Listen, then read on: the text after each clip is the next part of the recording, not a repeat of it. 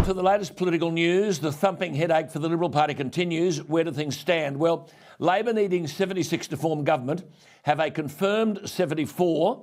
The Coalition have 56.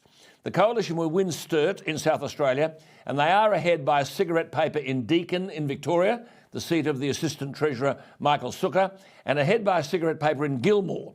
Should Andrew Constance win there, and I think he can, and he deserves to, it'll be the only seat won by the Coalition in Saturday's election.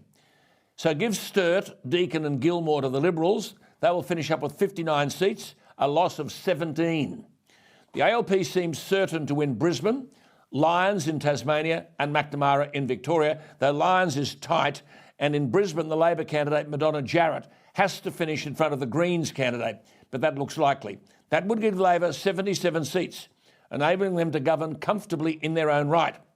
While that means the virtual impotence of the Teals in the lower house, I suppose it also means they'd be happy that their brand may not be damaged by being seen to support the Labor Party. The reality is most of the Teal seats in formerly Liberal blue ribbon electorates will not come back to the Liberal Party.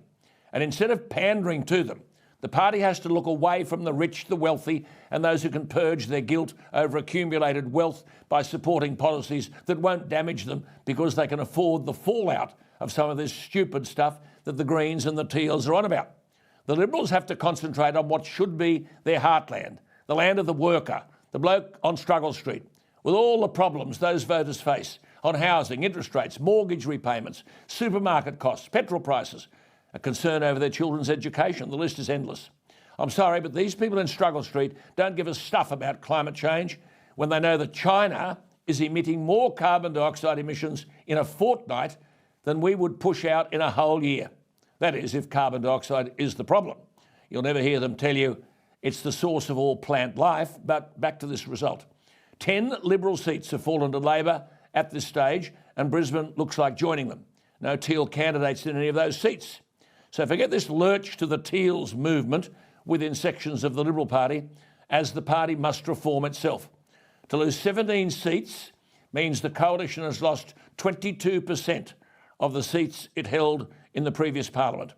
It will now have the lowest proportion of seats as a share of the Parliament since the Liberal Party first ran at the 1946 election. The thumping 90-seat victory by Tony Abbott in 2013 is very much in the rear vision mirror. Think of it.